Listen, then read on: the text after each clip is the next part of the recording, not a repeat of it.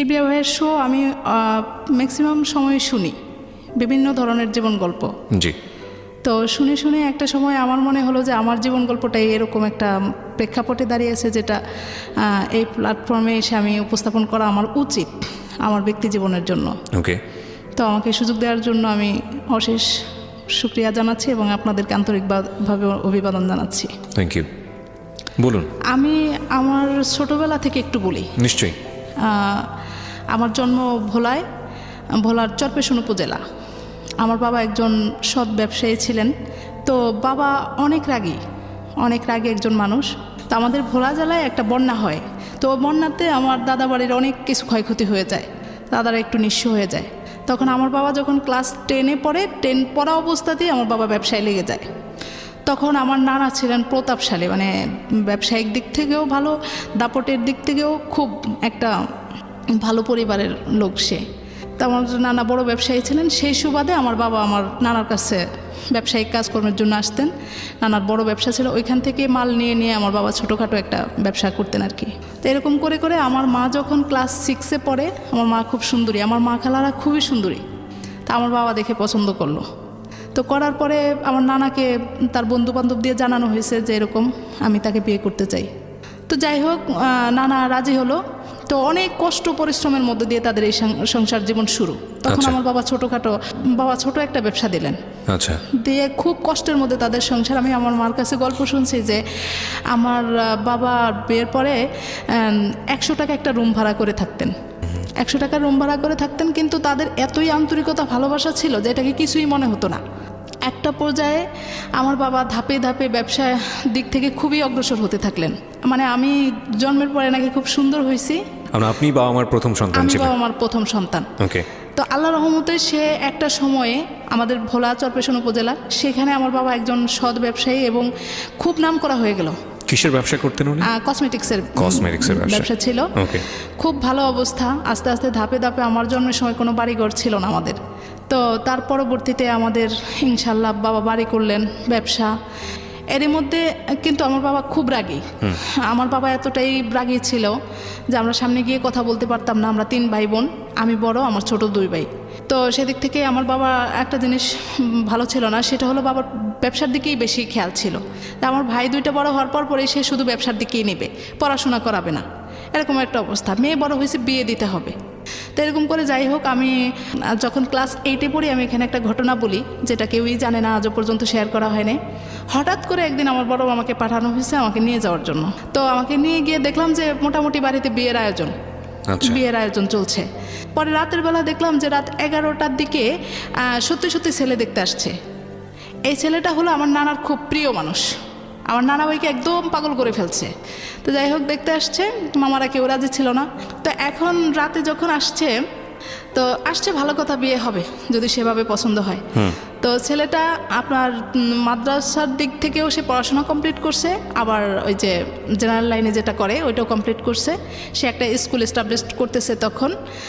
তো আসছে আমাদের বাসায়, পাঞ্জাবি পায়জামা পরে আসছে, আর রাতের বেলা সানগ্লাস চোখে দিয়ে আসছে। ওকে। তো এটা আসার কারণে আমার মামারা মাইন্ড করছে যে এটা কীরকম হলো, রাতের বেলা কেন সানগ্লাস দিয়ে আসলো। তো সর্বশেষ যাই হোক, ফাইনাল রাতের বেলায় তারা আমাকে এঙ্গেজমেন্ট করবে, আমাকে এঙ্গেজমেন্টের জন্য নিয়ে যাওয়া হলো। তো আমার আজও মনে আছে যে লোকটা আমার নানা ভাইকে বলছে যে নানা ভাই, আমার জীবনে একটা স্বপ্ন ছিল যে আমি আমার বিয়ের জন্য জীবনে একটা মেয়েকেই দেখব, আর তাকেই আমি বিয়ে করব। কিন্তু আল্লাহর অশেষ রহমত যে আমি একজনকেই দেখলাম, একজনকেই বিয়ে আমার পছন্দ হয়ে গেল। ওকে। তো যদিও ও ছোট, তারপরে যদি পড়াশোনা যতটুকু করতে চাই আমি ওকে ততটুকু পড়াশোনা করাবো, এতটুকু আমি আপনাকে আশ্বস্ত করলাম, আর ওকে আমি ভালো রাখবো সবসময়। ওকে। তো যাই হোক, দেখে আমাকে একটা আংটি পরানো হলো। তো পরে যাই হোক, বাবাও সেভাবে রাজি ছিল না, এখন নানা ভাইয়ের উপরে কথা বলতে পারতেছে না। পরে মামারা দেখি যে একটু কীরকম বলতেছে, এই কি এরকম ছেলে, এরকম সেই। পরে সকালে উঠে আমি রাজি না, আমি আমার বাবাকে একটা চিঠি লিখলাম, বললাম যে বাবা আমি পড়াশোনা করতে চাই। চিঠি লিখলেন মানেটা হচ্ছে বাবাকে সরাসরি বলতে পারবেন? না, পারবো না, বাবা খুব রাগী, আমি সামনে গিয়ে চোখের দিকে তাকিয়ে কথাই বলতে পারবো না। ওকে। তো লিখলাম যে বাবা আমি পড়াশোনা করতে চাই, আব্বু আমি খারাপ কিছু করব না বা এমন কিছু হবে না যেটাতে আপনার কোনো মান সম্মান নষ্ট হয়, কিন্তু আপনি আমাকে এই বিয়েটা দিবেন না। তো এটা বলার পরে আব্বু যখন চিঠিটা পড়লো তখন বলল যে হ্যাঁ আমার একটাই মেয়ে, ঠিক আছে। আমার আম্মাকে নিয়ে একটু ঝামেলা করলো যে তোমার বাবার কারণে এরকম না, আমি মেয়েকে বিয়ে দিব না। তো যাই হোক ওইখানে আব্বু স্টপ করে দিল, বললো যে আংটিটা ফেরানো হোক, এখানে আর দরকার নেই।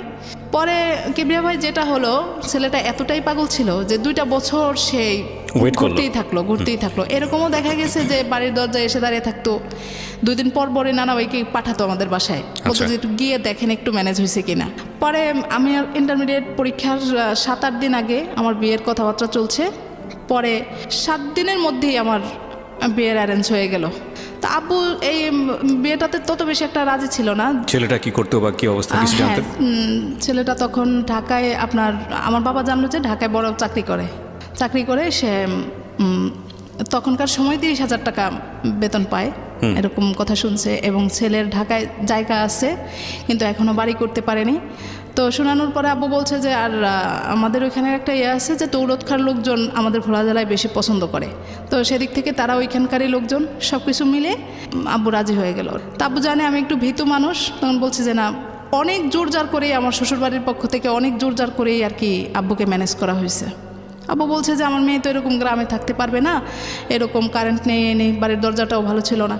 পরে বলে যে না, আমার ছেলের বউ গ্রামে থাকবে না, ছেলেকে বিয়ে করাবো তার সাথে থাকার জন্য। আমার ছেলে ঢাকায় থাকতে একা রান্নাবান্না নিজে করে, সেই বউ তার সাথে থাকবে।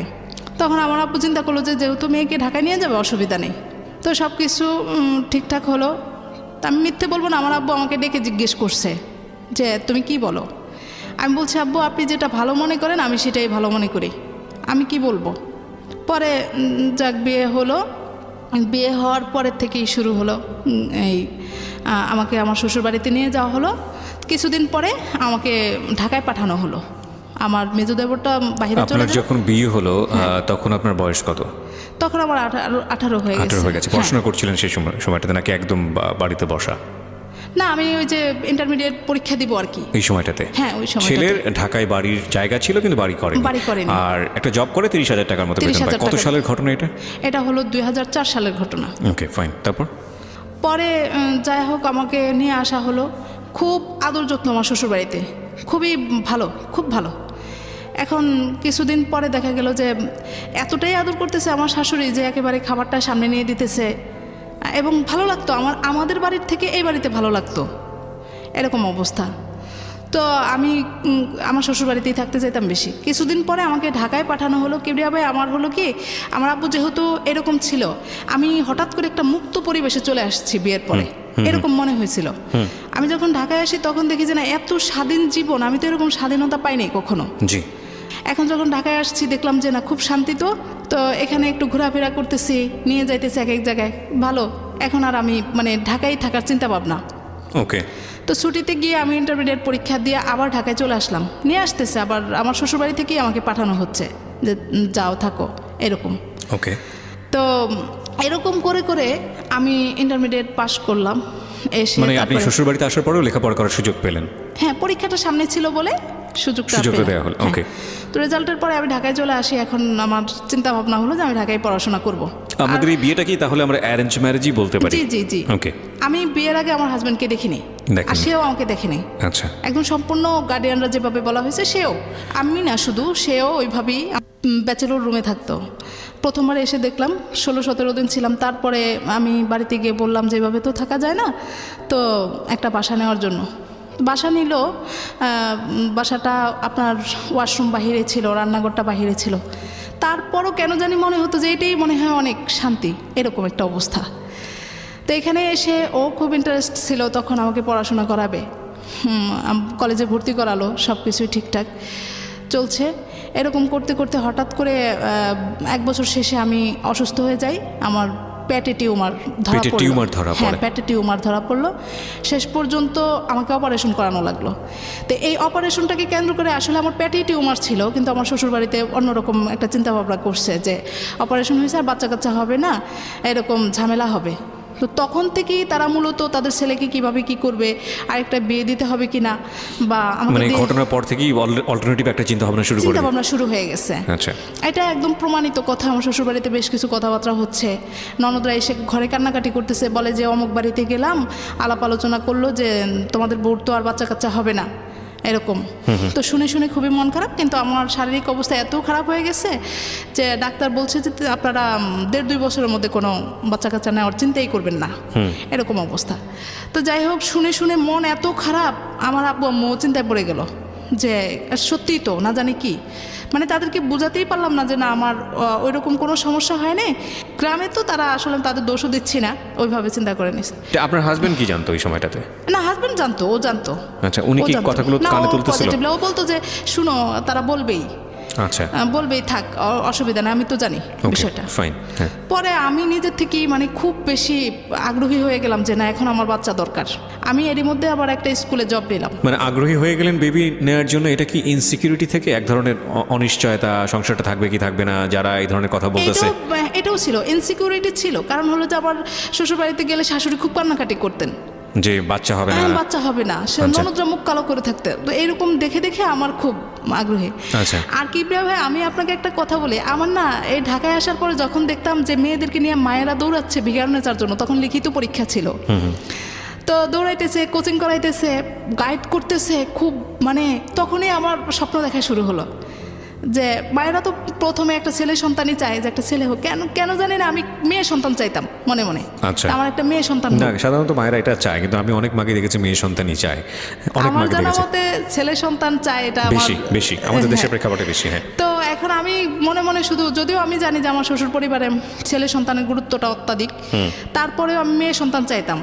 তো যাই হোক, আমি একদিকে পড়াশোনা করতেছি, একদিকে আমি জব করতেছি, মনে হইতেছে যে শান্তি কোনো শেষ নেই, এরকম অবস্থা। তো শেষ পর্যন্ত দুজনের চিন্তা ভাবনার মধ্য দিয়ে বাচ্চা নেওয়ার একটা চিন্তা করলাম।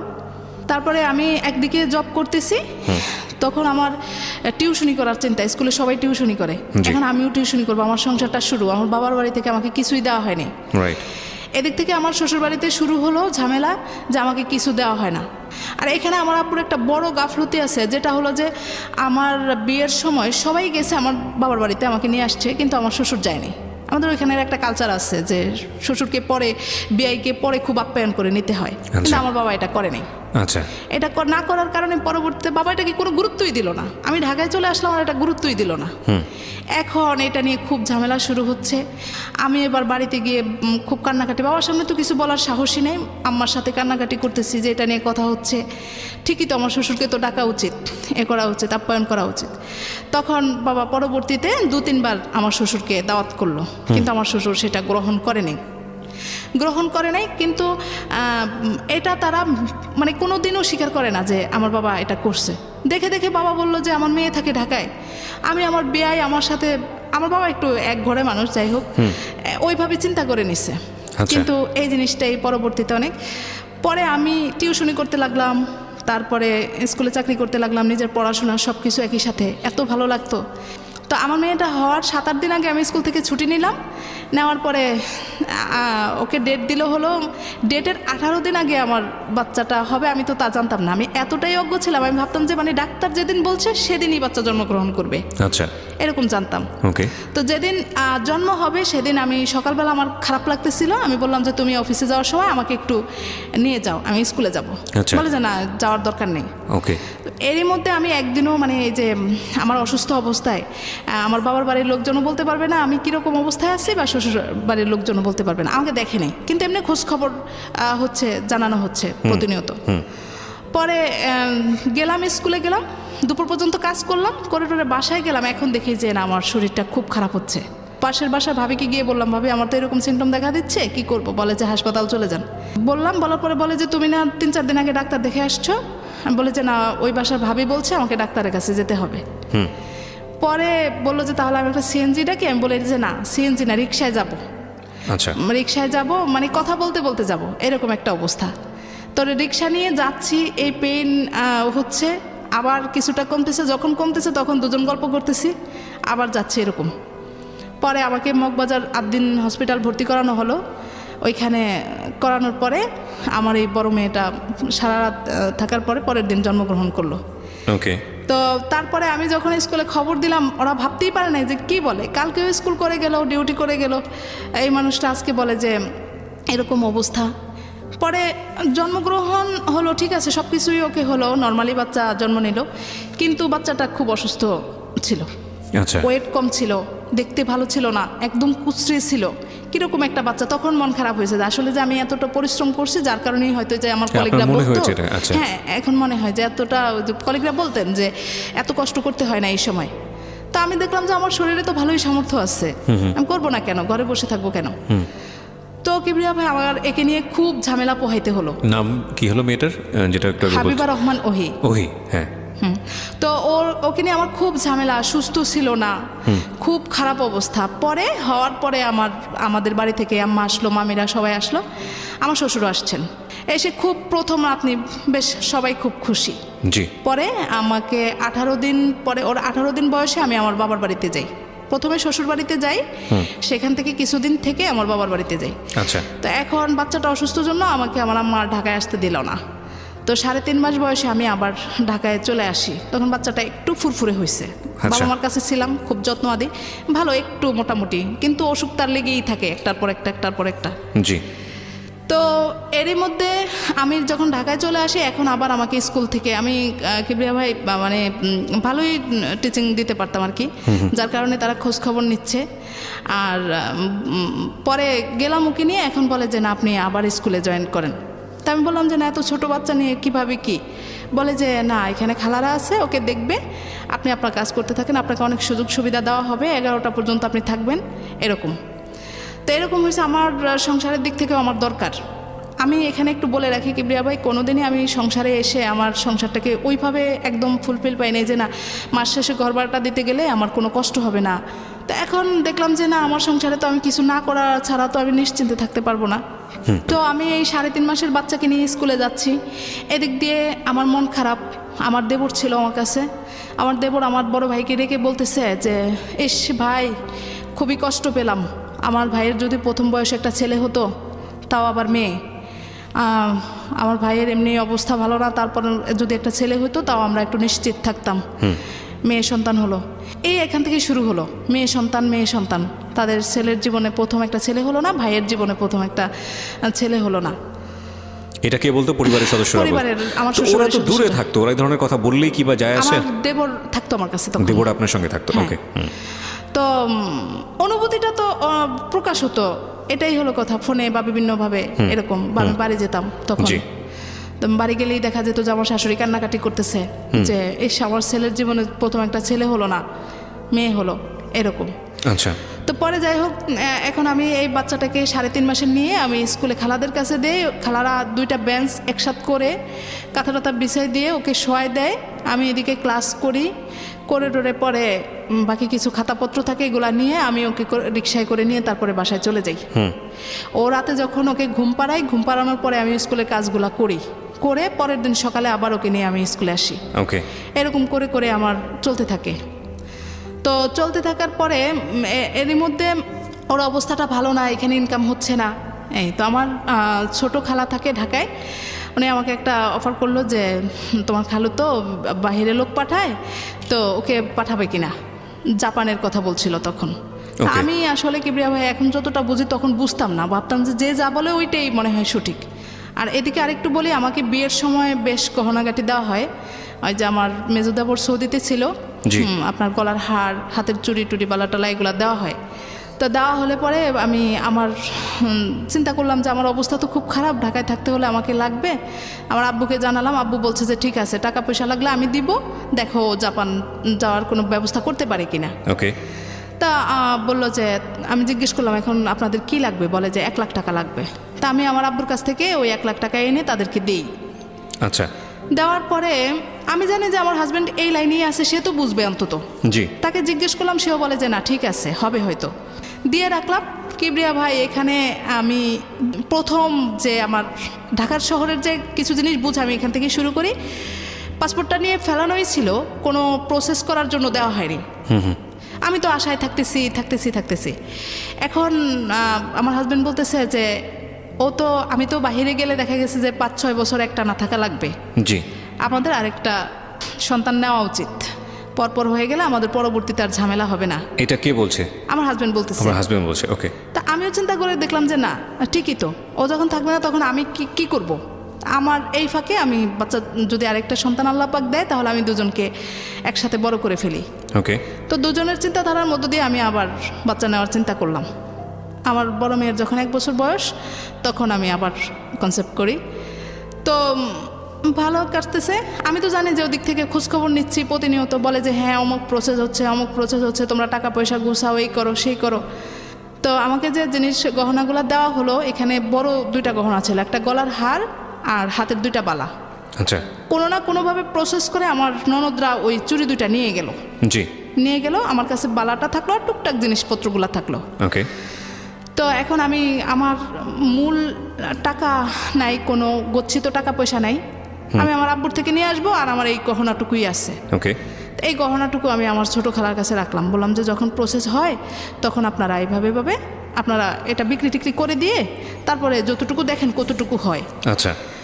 এই করে, কিন্তু আমি তো জানতামই না যে আমার পাসপোর্ট ড্রয়ারেই পড়ে আছে, তারা কোনো প্রসেস করছে না।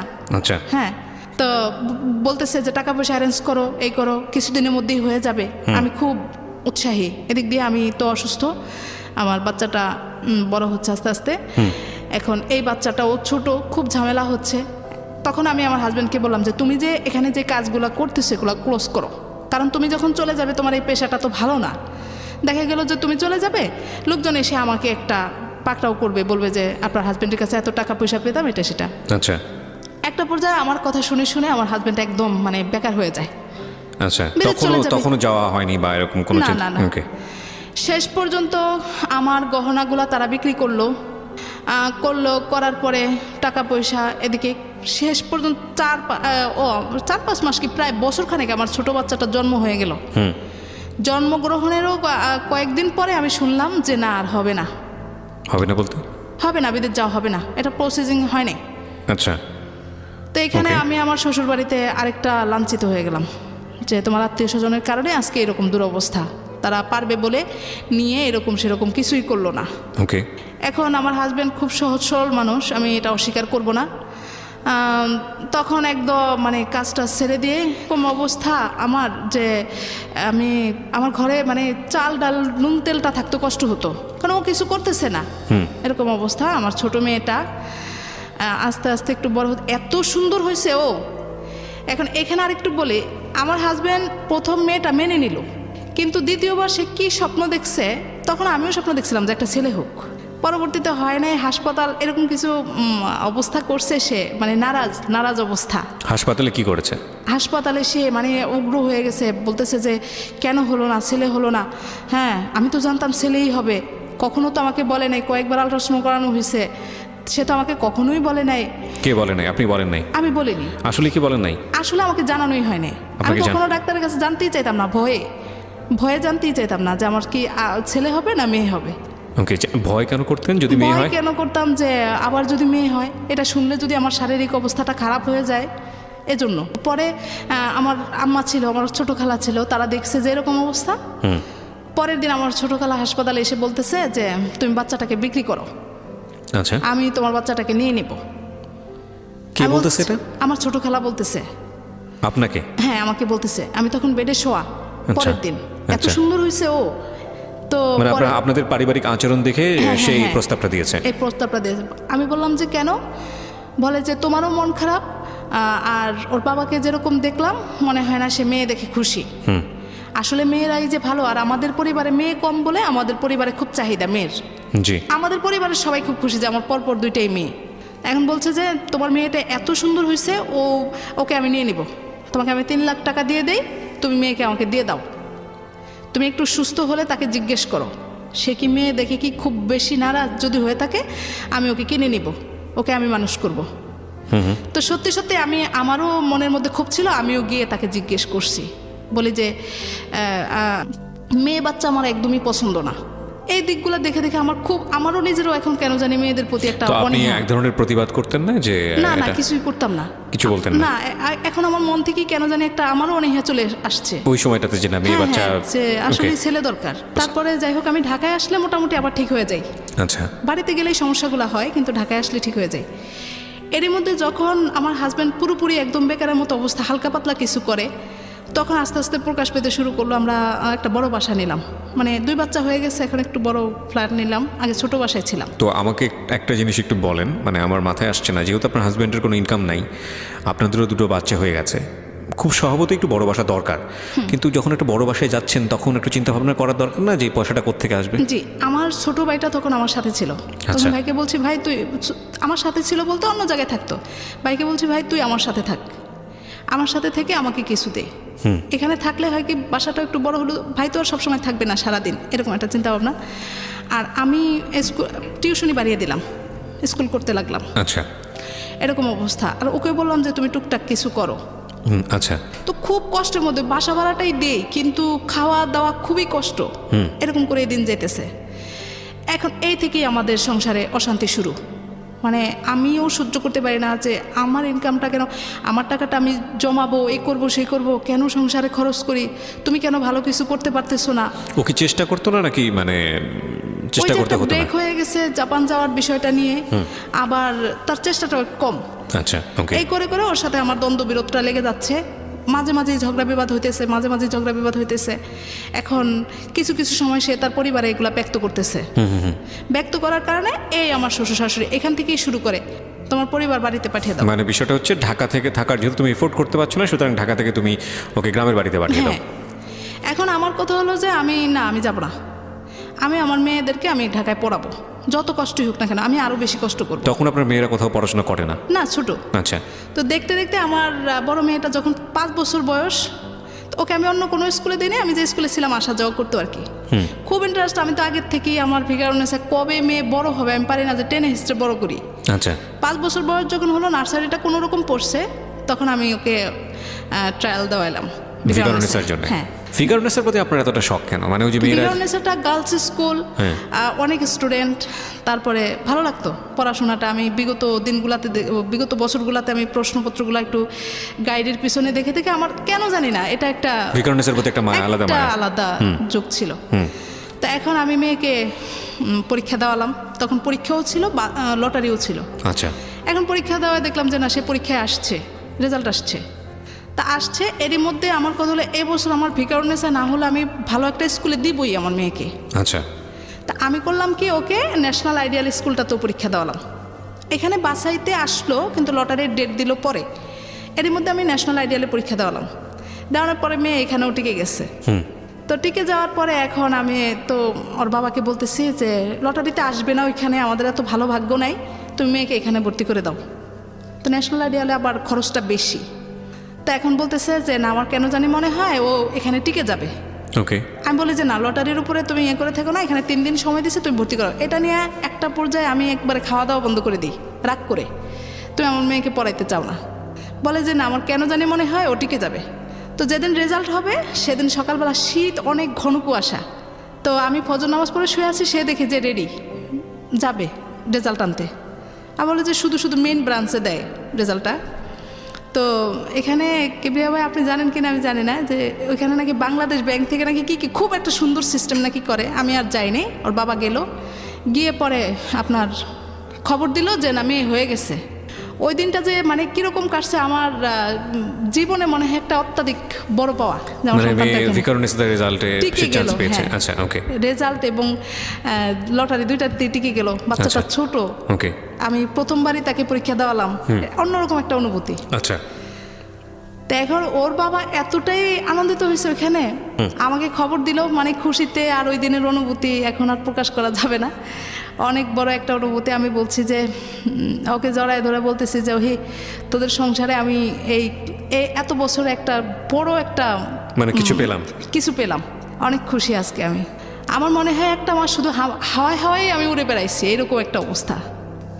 তো ভর্তি করালাম মেয়েকে, মেয়ে 1 কমপ্লিট করলো। 1 বছরটা খুব ভালো কাটতেছে, বাবারও খুব আগ্রহ, আমারও। আমি ওকে পড়ানোর জন্য দেখা গেছে টিউশনি করি রাত 11টা পর্যন্ত, স্কুল করি, তারপরে আমার মেয়েটাকে আমি পড়াইতেছি। পরের বছর আমার ছোট মেয়েটা খুবই ছোট, ওটা এখনও স্কুল কোথাও দিই নেই, পড়াশোনা এখনও হাতে দিই নেই, নিজে নিজে একটু একটু পড়ে। পরে আমার আবার নেশা, ওকে আমি দেওয়াই, দেখি বোনের কোটায় আসে নাকি, যদি হয়ে যায় তাহলে আমি ওকে 2 বছর রেখে দিব, আচ্ছা কারণ লটারিতে আসবে এমন তো কোনো গ্যারান্টি নেই। পরের বছর আবার আমি ওকে পরীক্ষা দেওয়াম, সবাই না করলো, বললো যে না এত ছোটো বাবুটাকে দেওয়ার কোনো দরকার নেই। আমি না, দেখি ও একটু ঘুরে আসুক। ছোট মেয়েটা ও খালি আমাকে ছাড়ে না, দেখি ও পরীক্ষার ভিতরে ও যেতে পারে নাকি, আমি একটু দেখি, আসবেই যে এরকম কোনো কথা নেই। পরে আমি ওকে আবার পরীক্ষা দেওয়ালাম, দেখি সেও দেখি যে বাসাইতে চলে আসছে রেজাল্ট। মানে দুজনেই খুব মেরিটোরিয়াস ছিল। হ্যাঁ, মোটামুটি। তো এখন তাও রেজাল্টের দিন, এখন ওর বাবা বলতে আছে যে আমি বাড়ি যাবো ডিসেম্বরে, বলে যে না তুমি বাড়ি যাও না, ওর রেজাল্ট দেবে। আমি বলি না, ওইসব রেজাল্টের জন্য থেকে লাভ নেই, আমি ঘুরে আসি, ও টিকবে না, ও আসবে না লটারিতে। আমি চলে গেলাম 19 তারিখে, 20 তারিখে লটারি হচ্ছে ঢাকায়। তো এখানে মজার একটা বিষয় আমি একটু উল্লেখই করি, আমার কাছে ভালো লাগার বিষয়টা আমার জীবনের জন্য। বাড়ি গেছি আমি, সকালে গিয়ে ভোলায় পৌঁছালাম, তো আমাকে বলতেছে যে আমি রেজাল্ট আনতে যাচ্ছি। আমি বলছি যে শুধু শুধু কী দরকার, রেজাল্টের তো পরে জানাই যাবে, কারণ আমি যাব। রেডি হয়ে গেছে। 8টার সময় আমার পরিচিত ভাবিরা ফোন দিচ্ছে যে এরকম এরকম এখনই শুরু হতে যাচ্ছে অনুষ্ঠানটা, লটারি শুরু হতে যাচ্ছে, আগে বোনের কোটাটা টান দিবে তারপরে। আচ্ছা। তো আমি কথা বলতে নিয়েছি, পরে বলে যে একটু রাখেন, এই মাত্রই শুরু হইতেছে। কিবরিয়া ভাই 2 মিনিটের মধ্যে সে আমাকে ফোন দিয়ে জানায়, ওই ভাবি, যে আপনার মেয়েটা তো টিকে গেল। অবাক, মানে বসুন্ধরা ব্রাঞ্চে আপনার সর্বপ্রথম বোনের কোটায় আমার মেয়েটা। কি কোটা ছিল? বোন কোটা। বোন কোটা, হ্যাঁ। আচ্ছা, ইন্টারেস্টিং। বোনের আবার কোটা হয়? হ্যাঁ, বোনের কোটা হয়, মুক্তিযোদ্ধার কোটা হয়। আচ্ছা। বোনের কোটা ও এসে গেল একদম সর্বপ্রথম লটারিটা। ওর বাবা যখন দাঁড়াইছে, ওখানে সাংবাদিকরা ছিল, সবাই গিয়ে মানে আশেপাশে দাঁড়িয়ে আছে। বলে যে মানে ওইখানে একটা প্রথম লটারিটা, হাততালি, অন্যরকম একটা অনুভূতি। আচ্ছা। সবাই ফোন দিয়ে বলতেছে যে আমি তো অবাক, কি করে হয়, এটা প্রথমেই হলো, আর আমি তো এটা কল্পনাই করিনি। লাগ ভালো ছিল ইনফ্যাক্ট। হ্যাঁ, এরকম করে পরে আমি যাই হোক ওকে ঢাকায় নিয়ে আসলাম, এসে ভর্তি করালাম। খুবই ছোট, কিন্তু এমনি ওর আবার একটু মেরিট ভালো, চেষ্টা করলে খুব ভালো পারে। ভর্তি করালাম এখন 2 জন। প্রথম বছর মেয়েটাকে ওই আমার পরিচিত এক ভাইয়ের মাইক্রো যায় বাড্ডা থেকে, মাইক্রোতে দিয়ে দিলাম, মানে ছোট মানুষ। পরের বছর এখন আমার 2 জনকে তো আমি মাইক্রোতে দিতে পারবো না, ভ্যানে দিয়ে দিলাম। আচ্ছা। এই ক্লাস 2 থেকেই শুরু হলো আমার আরেকটা অধ্যায়। আমার শ্বশুর শাশুড়ি বলতেছে মেয়ে মানুষ কেন ঢাকায় পড়াতে হবে, ভিকারুন্নেসার পড়ানোর মানেই হলো যে প্রচুর টাকা খরচ। কিন্তু আমি তো জানি যে কতটুকু খরচ। আমার প্রশ্নটা হলো তুমি জানো, কারণ আমার শ্বশুর শাশুড়ি বাবা মা তারা গ্রামে থেকে না জানারই কথা, ভাবে যে বড় একটা স্কুল, না জানি কত টাকা খরচ। কিন্তু তুমি আমি জানি যে আমার বাচ্চাদের পিছনে কত টাকা আমার খরচ হয়। এটা করে করে তখন একটা তাদের কথাকে পাত্তা দিত না। এখন ক্লাস 2 বছর শেষ হলো পরে আমি বেড়াতে গেলাম, এখন আর আমাকে আনবে না, বলে যে তুমি এখানেই থাকো, এখানে অনেক খরচপাতি, আমি চালাইতে পারবো না, এই সেই। এখন আমার এরকম একটা অবস্থা না, আমার মেয়েরা পড়তেছে, আমি কেন ওদেরকে পড়াটা বন্ধ করব? আচ্ছা। আমি আবার অনেক দিন রাগারাগি করে টোরে শেষ পর্যন্ত একটা খারাপ সম্পর্কের মধ্যে দিয়েই আমি আবার ঢাকায় চলে আসি, মানে সমঝোতার মধ্যে না। আচ্ছা। আনবে না, আমি চলে আসবো, এরকম আসলাম। এসে আমি তো স্কুল করতেছি, বাচ্চারা যাচ্ছে। ক্লাস 2 ও 1 পার করলো, 3-তে উঠলো। এবার বাড়ি গেছি, পরে এমন একটা অবস্থা, এখন বাবা মা সম্পূর্ণটাই জেনে গেছে। জেনে যাওয়ার পর বাবা মা আমাকে আর দিবে না। কোন বাবা মা এটা? আমার বাবা মা। হ্যাঁ, দিবে না বলতে আর ঢাকায় আসতে দিবে না। আচ্ছা। ও পড়াইতে চায় না, বাড়িতে থাকো, এখানে সরকারি স্কুলে ভর্তি করে দাও, তুমি একা পারবা না ঢাকা, এরকম যুদ্ধ ঝামেলা করে হয় না, ও কিছু করবে না। তখন পর্যন্ত আপনার হাজবেন্ড বেকার বলতে হালকা পাতলা করে আর কি করে সেই সময়টা? ওই যে পাসপোর্টের টিকিট, ম্যান পাওয়ারের এই লাইনে। কিন্তু একটা যে আছে যে পেশা হিসেবে নেওয়া, ওরকম কিছু না, ওরকম কিছু করে না। আর এখন আমি এতটাই ক্ষিপ্ত হয়ে গেছি, আমার টিউশনির টাকাগুলো মাস শেষে ঘর ভাড়া দিতে হয়, মানে ওর সাথে পুরোপুরি তো আর আমি দিই না, ওর সাথে আমাকে শেয়ার করতে হয়, ওইটাতে আমার শেয়ার করতে। সব থেকে বড়টা হলো যে আমি কোনো মাসে টেনশন ছাড়া থাকতে পারি না। আচ্ছা। এইটাই হলো আমার বড় সমস্যা হয়ে দাঁড়াইছে। মেন্টাল অবস্থা এত খারাপ, মানে ঝগড়াঝাটি লেগেই থাকে, এমনকি সে মাঝে মাঝে মারধরও করে। এখানে আমি মিথ্যে বলবো না, আমি একটু সেন্টিমেন্টালি হয়ে যাই কেন জানি, আস্তে আস্তে করে। আমার টাকা পয়সাগুলো আমি জমাবো আমার মেয়েদের জন্য, সে সংসারটা চালাবে, না হয় আমি কিছুটাই হেল্প করব। তা না, মাঝখান থেকে আবার বলে আমি বাড়ি চলে যাওয়ার জন্য। তার তো ইচ্ছা নেই আমার মেয়েদেরকে পড়াশোনা করানোর মতো। আমি বুঝতে পেরে যাই। মেয়েটা 3 থেকে 2 কমপ্লিট করার পর থেকেই প্রতিটা বছর আমার ঝামেলা হচ্ছে। ডিসেম্বরে বাড়ি পাঠায় আর আনবে না। এরই মধ্যে সে একদম বেকার হয়ে যায়। আপনার কেউ কেউ এসে বলে যে ওর বাবা তো দেখছি যে অফিসে গিয়ে পেপার পড়তে পড়তে ঘুমায় যায়, কোনো কিছু তো করতে চায় না। বাসায় আসলে জিজ্ঞেস করি, বলে যে আমি কার জন্য করব, আমি কারোর জন্য করব না।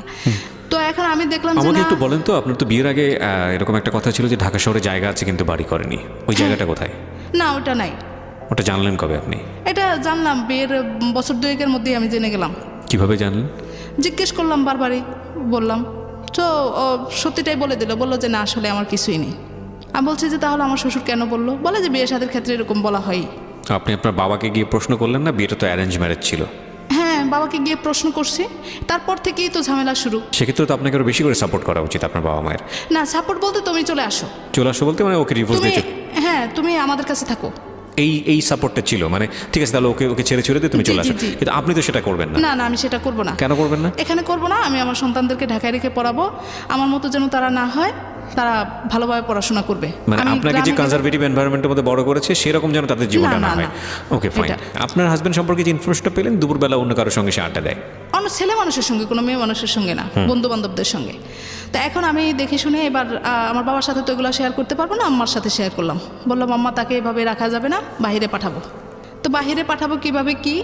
আমি তো জানি যে ও এই লাইনে আসছে, ভালো মন্দ সব ও বুঝবে।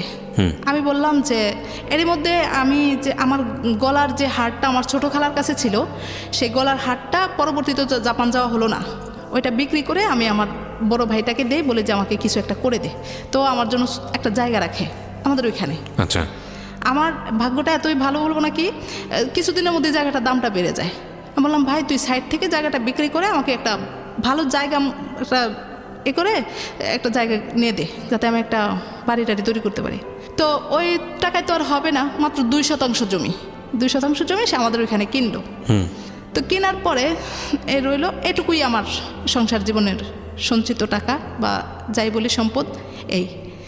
তো এরই মধ্যে যখন এটা বললাম, আমি আম্মাকে বললাম আম্মা ওকে আমি আর টাকা রাখবো না, আমার মান সম্মান কিছুই থাকবে না। বলে আচ্ছা ঠিক আছে। আমার ছোটো ভাইটার সাথে আলাপ টালাপ করে আমার ছোটো ভাইটার দিয়েই আমার আব্বার কাছে চাওয়ালাম। আমি বললাম তুমি সৌদি যাও, যদি সৌদি যাও তাহলে আমি আমার জায়গাটা বিক্রি করে দিব। বললো যে না সৌদি গিয়ে অত বেশি টাকা পয়সা নাই, আমি মালয়েশিয়া যাব। তখনও আমাদের মধ্যে ঝগড়াঝাটি, আমাকে বাড়িতে পাঠিয়ে দিছে, দিয়ে বলতেছে আমি যাব না, ভিসা হয়ে গেছে সে যাবে না। এখন বাড়িতে গিয়ে যখন বললাম যে যাবে না সে বিদেশে, বলে যে এটা কেমন কথা, সে যাবে সব কিছু প্রসেস হয়ে গেল, এখন বলে যে যাবে না। তো তাহলে সে কী করবে? সে তার এক ফ্রেন্ডকে দিয়ে আমাকে খবর দেয় যে আপনি, ওই লোক বলতেছে আমাকে যে আপনি আপনার বাবার বাড়িতে থাকেন, বাচ্চাদের খরচ বাবদ সে মাসে 4,000 টাকা করে দিয়ে দিবে। আচ্ছা। আপনি ঢাকায় আসবেন না, ও ঢাকায় সংসার চালাতে পারবে না। তা আমি বলছি যে ঢাকায় যদি আমি না পড়াই তাহলে আমার 4,000 কেন, 4 টাকাও লাগবে না। কিন্তু প্রসেস হয়ে গেল, সে বাইরে যাবে না, বলে যে না সে বাইরে কষ্ট করতে পারবে না, সে যাবে না। পরে আমি এবার চিন্তা করলাম যে এখন আমার বাবা মা কোনোভাবেই আমাকে আর আসতে দিবে না। এবার আমিও কেন জানি চিন্তা করলাম যে আমি ঢাকায় আসবো কিন্তু তার কাছে আসবো না। এবার আমি আমার মেয়েদেরকে নিয়ে শেষ চেষ্টাটা আমি করব, আমি নিজে নিজে কিছু করব, করে যেই কয়দিন পারি চলতে পারলে সর্বশেষ আমি নিজেকে সান্ত্বনা দিতে পারবো যে না আমি আর পারলাম না। কিন্তু যেহেতু সে এই চিন্তা করেই ফেলছে যে সে আমাকে ঢাকায় রাখবে না, বাড়িতে পাঠাবে 4,000 টাকা, সুতরাং আমি তার কাছে আর যাব না। এখন আসতেছি না সেইভাবেই থাকলো। আমার মেয়ের স্কুল খুলে গেছে জানুয়ারির 15 তারিখ, আমি 14 তারিখ রওনা করে 15 তারিখে ঢাকায় চলে আসি। এসে কোথায় উঠবো, কি করব? আমার তো এইভাবে আমি কোনো বাসায় গিয়ে উঠতেও পারি না, আমার একটা অন্যরকম সমস্যা হয়, চাল চলন এটা সেটা। পরে আমি আমার এক হিন্দু কলিগ, তার হাজবেন্ড অন্য জায়গায় থাকে, তার বাসাটা, আমি তার বাসায় উঠলাম। আচ্ছা। এখন যেহেতু সে হিন্দু, আমার একটু নামাজ কালামের অবস্থা লাগে, একটা পরিবেশ লাগে, সে একটা রুম আমাকে একদম টোটালি করে দিছে। এরই মধ্যে আল্লাহর কি হুকুম, আমার বেশ কিছু কলিগরা ছিল আশেপাশে যারা আমাকে খুবই হেল্প করতো। মানে তখন থাকতো আপনার সঙ্গে নাকি সে থাকতো না আপনার সঙ্গে? কাছাকাছি তো বাসা। পরে তাকে জানানো হলো যে আমি বাসায় এসে আসি। তো সে একদিন আমাকে নিতে আসলো, এসে বেশি একটা সাধলো না, মানে আমাকে বাসায় যেতে হলো না সোজা কথা। ওকে। এরই মধ্যে যখন দেখলো যে না আমি এরকম চিন্তা ভাবনা করেই ফেলছি, তখন সে আবার আমার ভাইকে ধরে পরে বলতেছে যে আমি এবার মালয়েশিয়া যাব, তুমি আমাকে যাওয়ার প্রসেস, কিন্তু আমাকে জানায় না। তো বাড়িতে গিয়ে থাকলাম 1.5 মাস, ঢাকায় আসলাম 5 দিন। 5 দিনের দিন সন্ধ্যাবেলা আসরের পরে আমার ভাই সহ ও সহ আসলো, এসে বলতেছে যে চলো, ভাই বলতেছে যে চলো বাসায় যেতে হবে। আমি বলছি যে না আমি আর যাবই না, আমি এদিকে ছোট একটা বাসা খুঁজতেছি। আমি আপনার স্কুলে বলে তখন দিলাম ইনকাম কত ছিল মাসে? এই 12-13 হাজার টাকা এরকম। এই 12-13 হাজার টাকা দিয়ে 3 জনের সংসার, মানে যদি আপনার হাজবেন্ডকে বাদ দিই, হ্যাঁ হ্যাঁ 3 জন, এটা নিয়ে আপনি আলাদা থাকার চিন্তা করছেন। হ্যাঁ। হাজবেন্ড থাকলে হাজবেন্ড সহ এই 12-13 হাজার টাকা দিয়ে আপনার চলতে হতো মাসে। ও দিত, ও কিছু দিত, আমি কিছু দিতাম। তো এবার আমি চিন্তা করলাম আমি 3-4 হাজার টাকার মধ্যে একটা বাসা নেব, এক রুম, খালি কোনো রকম একটু মাথাটা গুজিয়ে থাকবো। আর বাচ্চাগুলোকে আমি শুধু স্কুলে পাঠাবো, আনবো, যে মাসে বেতনটা আসবে বাবা মার কাছ থেকে চেয়ে নিয়ে আসবো। আমার তো একটা ভরসা আছে যে অন্তত আমার বাবা মার কাছে চাইলে আমি কিছু পাবো, এটা আচ্ছা। একটা আমার আছে। যদিও বাবা মা রাগ, চায় না আমি ঢাকায় থাকি, কিন্তু তারপরেও। এরপরে 5 দিনের দিন আমার ভাই যখন এসে বললো চলো, তো চিন্তা করলাম কলিগের বাসায় কয়দিন না থাকে, এবার যেহেতু সারতেছে বাসায় যাই। আমি গিয়ে শুধু খাটের কোনায় বসলাম, দেখি আমার হাজব্যান্ড প্যান্ট পরতেছে, তার ফ্লাইট মানে কি বলবো, বলার কিছুই নেই। 1.5-2 মাস তার সাথে আমার কথা কাটাকাটি, ঝগড়াঝাটি, ফ্লাইট দেখা নাই। বলতে আপনি জানলেন ওই সময়টাতে সে মালয়েশিয়া চলে যাচ্ছে? হ্যাঁ, আমি বাসায় গিয়ে শুধু বসলাম, চলে যাচ্ছে, মানে 2টা কথা বলার মতো কোনো উপায় না। খুচরা আপনার কিছু টাকা ছিল, মনে হয় 800-900 টাকা এরকম, সে আমাকে ধরায় দিয়ে চলে গেল। তো ওই মাসের বাসা ভাড়াটাও সে দিছে, দিয়ে তারপরে চলে গেল। আর কিছুই বলতে পারলাম না, বা তার সাথে আমার 2টা কথাও হলো না। এখন চলে যাওয়ার পর তো মানে একটা অস্থিরতা, এতদিন তো রাগারাগি কথা কাটাকাটি যাই হয়েছে, এখন যাওয়ার পরে তো মানে খুব খারাপ লাগতেছে বিষয়টা। বাচ্চাগুলোকে একটু ডেকে 2টা কথা বলতো না, কিন্তু আমার মানে তখন আর কি নিজেকে নিজে প্রশ্ন করতেছি, রাগও আসতেছে ভিতরে। আমি তো জানতাম না সে চলে যাবে, কিন্তু সে তো জানে যে আমি চলে যাব। সে তো আমাকে একটা দিন আগেই ঘরে রাখতে পারতো। আমি আজকে যেহেতু আসছি, তার আগের দিনও তো আসতাম। পরে চলে গেল, চলে যাওয়ার পরে ওইখানে যাওয়ার পরে মোবাইলে আমার সাথে কথা হলো, শেষ, সব রাগ জিত শেষ। এবার আমি আমার মতো করে থাকতেছি। বলল যে আমি 1 মাসের বেতন পাবো না, তুমি 1 মাস কিভাবে কি করবে তুমি দেখো, আমি কিছু করতে পারবো না। সম্পূর্ণ খরচ আমার ছোটো ভাইটার গাড়ে। ও চাল ডাল আনলে আমি রান্না করি, নচেত না, নিজের থেকে কিছুই করতে পারি না, এরকম অবস্থা। আর ও করছে যে থাক গেছেই যেহেতু, এখন ভালো কিছু হবে। আব্বা আম্মাও বলতেছে তোমার আর কষ্ট থাকবে না, একটু কষ্ট করো, দেখবে যে তোমার সব সমস্যার সমাধান হয়ে গেছে। ও দেখবা যে এখন সব কিছু ঠিক আছে। এখন গিয়ে 1.5 মাস পরের থেকে সে আমাকে মাসে 13 হাজার টাকা করে দেয়, 2 বারে। 15 দিন পর পর সে আমাকে টাকা দেয়, টোটাল 13 হাজার টাকা মাসে। আচ্ছা, তা আমার ভাই দেওয়ার পরেও তো আমার ঘর ভাড়াটা কত থেকে যায়। এই এখন বাবা আমার কাছ থেকে টানা শুরু করলাম, আব্বার ঢাকা কাছ শহরে থেকে- বসে? হ্যাঁ, মানে আব্বুর কাছ থেকেও চাই, সেও দেয়, আম্মার কাছ থেকেও। তো পরে এরকম করে করে আসি, আমি কোনো রকম টিকে আসি, আর খালি স্বপ্নই দেখতেছি দিনগুলো অবশেষে ভালো আসবে। এরই মধ্যে গত বছর আমার বড় মেয়েটার খুব অসুস্থ হয়ে যায়, পেটে ব্যথা, হঠাৎ করেই সেন্সলেস হয়ে যায়। পরে ডাক্তার দেখানোর পরে অনেক টাকা খরচ হয়ে গেল, দৌড়াদৌড়ি অনেক হলো, শেষ পর্যন্ত অ্যাপেন্ডিক্স ধরা পড়লো। তো শেষ পর্যন্ত আমি একা এই মেয়েটাকে অপারেশন করালাম। এই করিডোরে অপারেশন গেল। এখন আমার হাজব্যান্ডকে তো বিভিন্নভাবে বোঝানো হচ্ছে আমি কিভাবে একা ঢাকায় থাকি, এটা কি করে সম্ভব, মানে ওনার ফ্যামিলি থেকে? হ্যাঁ, কি করে সম্ভব। এখন দেখি যে আমার হাজব্যান্ড প্রথম 2-3 মাস ভালো ছিল, ব্যবহারটা এখন আর আগের মতো নাই, কেমন জানি উগ্র একটা আচরণ করতেছে, বাচ্চা কাচ্চার প্রতি বিন্দুমাত্র মন নেই, ফোন দেয় না, কথা বলে না, 22 দিন 23 দিন 24 দিন এরকম কথা বলে না। আর এদিক দিয়ে তো আমি হতাশ হয়ে যাই, কি হলো, নিজের তাগিদে বিদেশ পাঠাইছি, আপনার জব তখনও আছে নাকি? আচ্ছা, জব তখনও আছে। এখন আমি সংসার, অসুস্থ বাচ্চাটাকে নিয়ে, একদিকে আমি চাকরিটা, আমি মানে নিরুপায়, কিছুই করতে পারতেছি না। পরে গত বছর মে মাসে ওর অপারেশনটা হলো, আমি জুন মাসে চাকরিটা ছেড়ে দিই।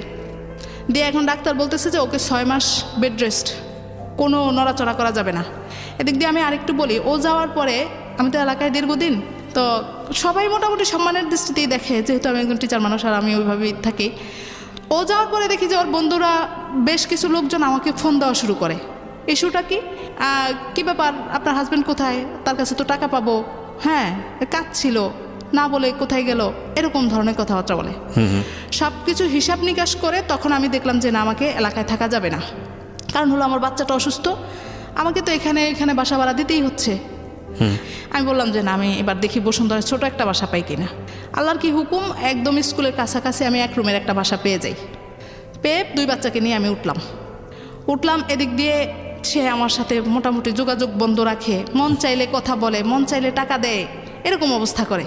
মেয়েদের সাথে কেমন আচরণ করতো? না, খুব বেশি ভালো না, ফোন দিলে কথা বলতো না, বেশি একটা যোগাযোগ রাখতো না। আমি মাঝে মাঝেই বলতাম যে তুমি অন্তত ফোন দিয়ে তো জিজ্ঞেস করবা মেয়েরা কেমন আছে, বা ওরা যেহেতু তুমি কাছে নেই, কিন্তু তুমি যে বাবা, তুমি তো ফোন দিয়ে জিজ্ঞেস করবা যে তোমরা কেমন পড়াশোনা করতেছো, তাহলে ওরা আমাকে ভয় পাবে। বা বুঝবে যে না বাবা আমাদের জন্যই কষ্ট করে, শিখিয়ে দিতাম, কিন্তু না, কোনো রকমের কোনো কিছু না। একটা পর্যায়ে সে বলল কি আমি আর এখানে থাকতে পারতেছি না। বৈধ অবৈধ সব ধরনের লোককে পুলিশ খোঁজাখুঁজি শুরু করে দেয় মালয়েশিয়াতে। হ্যাঁ, খুব খারাপ অবস্থা। আমি বলছি তুমি টিকতে না পারলে চলে আসো, জীবন আগে তারপরে সব কিছু। হ্যাঁ, দেশে গিয়ে কি করব, আমি কি করে খাবো, না আসবো না। যখন আমি বলি যে ঠিক আছে তুমি দেখো আর একটু কষ্ট করো, দেখো পরিস্থিতিটা সামাল হবেই, তখন সে বলে কেন থাকতে বলো, কেন তুমি থাকতে বলো, মানে দুই দিকেই আমার সমস্যা। বুঝতে পেরেছি। হ্যাঁ, এদিক দিয়ে পুরা তোলপাড়, আমি কেন ঢাকায় একা থাকি, কি কারণ, কি কাজ, মেয়েদেরকে ভিগারনেসায় পড়াইতে হবে, মেয়েদেরকে ঢাকায় রেখে পড়াইতে হবে, এইরকমই কি একটা, এটা হলো আমার জন্য একটা উসিলা, এরকম তাকে বোঝানো হচ্ছে যে আমি উসিলা করে ঢাকায় থাকতেছি। তো যাই হোক, আমি বসুন্ধরা বাসা নিলাম, 13,000 টাকা পরে আমার বাসা। আমি হিসাব করে দেখলাম আমার 1 টাকা রিক্সা ভাড়া, কোনো খাতে আমার কোনো খরচ হয় না, শুধু বাজারটা করা আর এই বাসা ভাড়াটা দেওয়া। যখন সে আমার সাথে বিক্রয়টা করা শুরু করলো, এখন আমি দেখি চোখে মুখে অন্ধকার। বিট্রে বলতে টাকা পয়সাটা দেওয়া বন্ধ করে দিছে, এখন সে চলে আসবে। আমি বাসাটাও নিলাম ওইখানে, আব্বা আম্মা আবার হয়তো চলে গেল। এখন দেখি পৃথিবীটা আমার কাছে আর কিছুই নেই, বাবা মা নাই, মানে কিছুই নেই, আমি বলতেও পারতেছি না কাউকে, এরকম একটা দুঃসহ অবস্থা। শেষ পর্যন্ত আমি ওকে জানালাম যে আমি বাসা ছেড়ে দিচ্ছি, আর আমি চলতে পারি না, কিন্তু বাসাটা আমি ছাড়িনি, শুধু ওর মতামত জানার জন্য আমি এটা করছি। যখন আমার শাশুড়িকে জানানো হলো, বলে যে তুমি এবার বাড়িতে চলে আসো। আমি জানি যে আমার বাসাটা ছাড়লেই আমি একদম আমার ছন্নছাড়া হয়ে গেলাম। বাসাটা থাকলে বাবা হোক, মা হোক, ভাই হোক, কেউ না কেউ অন্তত ক্যারি করবে, আমার এরকম একটা চিন্তাধারা। সে 11 মাস থেকে চলে আসলো গত ডিসেম্বরে। তা আমি মেয়ের পরীক্ষা শেষ করে বাড়িতে গেলাম। আব্বা আম্মা বলছে যদি ও চলেই আসে, ওর সাথে তুমি আর কোনো সম্পর্ক রেখো না, বারবার ওকে সুযোগ দিও না, বারবার তুমি জীবনটা নষ্ট করে দিও না। আর ওর পোলাপান তুমি এত কষ্ট করে পড়ায়ও না, ওদের পরিবার থেকে তুমি কিছু পাও নাই, মেয়েদের থেকেও তুমি কিছু পাবা না। এরকম আমার জায়গা থেকে আমার বাবা মা বলে যে তোমার এত কষ্ট আর সহ্য করতে পারি না, তুমি ঢাকায় থেকে অনেক কষ্ট করো। তো বিদেশ থাকা অবস্থায় আমার এত কষ্ট হয়েছে যে আমি 3-4 বেলায়, এখন আমার মেয়েদেরকে প্রশ্ন করলে ওরা বলতে পারবে যে 2-3 বেলা আমি মানে ভাতই রান্না করতে পারতাম না, ঘরে চাল থাকতো না। তারপরে কোনো সময় দেখা যেত যে শুকনা কোনো খাবার খেয়ে মেয়েদের নিয়ে শুয়ে থাকতাম। তো মাঝে মাঝে মেয়েদেরকে প্রশ্ন করতাম। একদিন সকালবেলায় স্কুলে যাবে আমার ছোট মেয়ে, তো বলতেছে মা ভাত নাই, কি দিয়ে খাবো? আমি বলি যে করলা ভাজি ছিল, বলছে করলা ভাজি দিয়ে খেয়ে যাও। না মা খাবো না। আমি ডেকে বলি যে শুনো, যদি এরকম হয় যে কোনো দিনই স্কুলে যাওয়ার সময় তুমি ভাত খাইতে পারলা না, আবার স্কুল থেকে এসেও দেখলা যে ভাত নাই, একদিন না ধরো অনেক দিন এরকম ঘটনা ঘটলো, তখন তুমি কি করবে?